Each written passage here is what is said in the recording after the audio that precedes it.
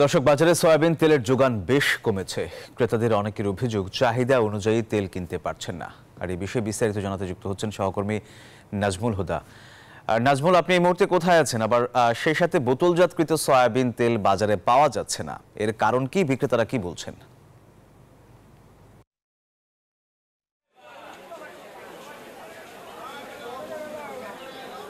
ধন্যবাদ আপনাকে। আপনি যেমনটি বলছেন, এই মুহূর্তে রয়েছি আমি সাভারের গ্যান্ডা বাজারে এবং আমরা দেখেছি যে সোয়াবিন তেল কিন্তু এখন বাজারের সংকট এবং সংকটের কারণে সাধারণ মানুষ কিন্তু এখন তারা এই তেল কিনতে এসে কিন্তু তারা ভোগান্তির শিকার হচ্ছে এবং যেহেতু সোয়াবিন তেল সরবরাহ এবং বোতলজাত সোয়াবিন তেল কিন্তু পাচ্ছে না, ফলে কিন্তু ভোগান্তি পোহাতে হচ্ছে ভোক্তাদের এবং প্রতি বছরে কিন্তু ঠিক রোজার আগেই কিন্তু এরকম হয় এবং এবারও কিন্তু সেই তেলের রমজানকে ঘিরে তেলের দাম বাড়ানোর জন্য কিন্তু বাজারে যে পাইকারি এবং ডিলার খুচরা সোয়াবিন তেল সরবরাহ কিন্তু কমিয়ে দিয়েছে এবং কৃত্রিম সংকটের কথা বলছে এবং পরে কিন্তু আবার দাম বাড়িয়ে দেয় এবং এভাবেই কিন্তু আসলে মানে সেই পুরানো পথেই হাঁটছে এবারের যে ব্যবসায়ীরা। এবং আমরা যদি একটু দেখাই যে বাজারে কিন্তু যে তেল সয়াবিন তেল যে সংকট, সেই সংকটের কথা আমরা যদি একটু বলি যে বাজারে তো এসেছেন এবং তেল দাম তো বেড়েছে। আমরা একটু কথা বলতে চাই এখানকার যারা ব্যবসায়ী রয়েছে তাদের সাথে একটু কথা বলতে চাই যে তেলের যে সংকট সেটা আসলে কীভাবে দেখছেন।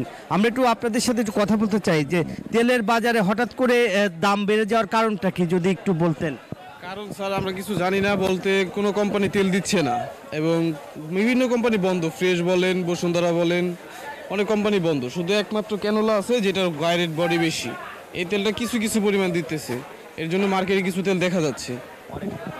যেমনটি আসলে বলছিলেন এবং আমরা যদি বলি যে মার্কেটে কিন্তু যে বোতলজাত তেল সেটা কিন্তু এখন সংকট এবং সোয়াবিন তেল খুবই সংকট রয়েছে। অন্য যেসব তেল, খোলা তেল, সেগুলো কিন্তু বাজারে রয়েছে এবং পাম অয়েল, সোয়াবিন আসলে এই বাজারগুলি সবসময় বাজার নিয়ন্ত্রণ করে এবং তেলের বাজারে কিন্তু এইভাবে যদি সংকট দেখা দেয় তাহলে সাধারণ মানুষ কিন্তু তারা অভিযোগ করছে যে এভাবে সাধারণ যারা ভোক্তা তারা আসলে অভিযোগ করছে যে এখন তেল সংকট হলে এবং সামনে রমজানকে ঘিরে যাতে তেলের বাজার সংকট না দেখা দেয় সেই কথাটাই বলছিলেন। এই ছিল আমার কাছে বাজারের সর্বশেষ। ফিরে যাচ্ছি স্টুডিওতে।